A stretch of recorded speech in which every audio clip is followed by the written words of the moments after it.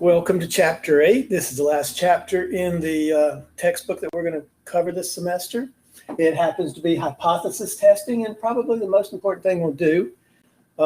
This particular topic could come up in beyond college.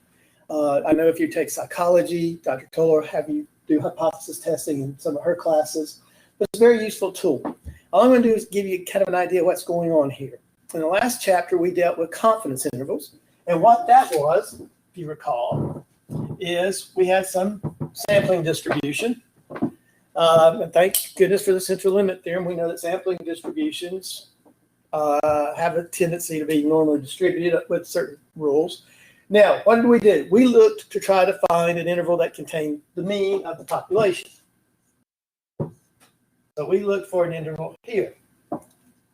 We wanted to have an interval that contained the mean. Now, what we're going to do with hypothesis testing is we're going to use the same mathematics. It'll look a little bit different than the confidence interval, but we're going to use the same mathematics. And this time, we're going to do just the opposite. We're going to try to see if our sample is not reasonable. Remember, so the confidence interval, if it's in the interval, you got to believe it's true. You don't have proof against it. We're going to reverse that with hypothesis testing and try to see if the samples we collect are not reasonable. And that's the quick introduction. One other thing I am going to say to try to help you understand, when we get to hypothesis testing in the next video, you're going to see this thing called a test statistic. And I'll go ahead and write it up here.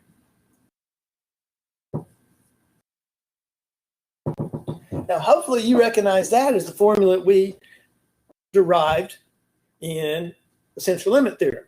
If you take this formula, do a little bit of algebra, multiply both sides by sigma over the square root of n. The equation becomes z sigma over the square root of n equals x minus mu.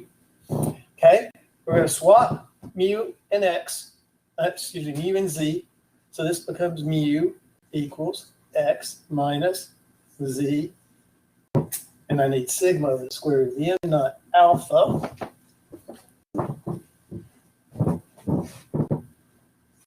Okay, so what I've done is I have taken the formula we got from the central limit theorem, did a little bit of algebra.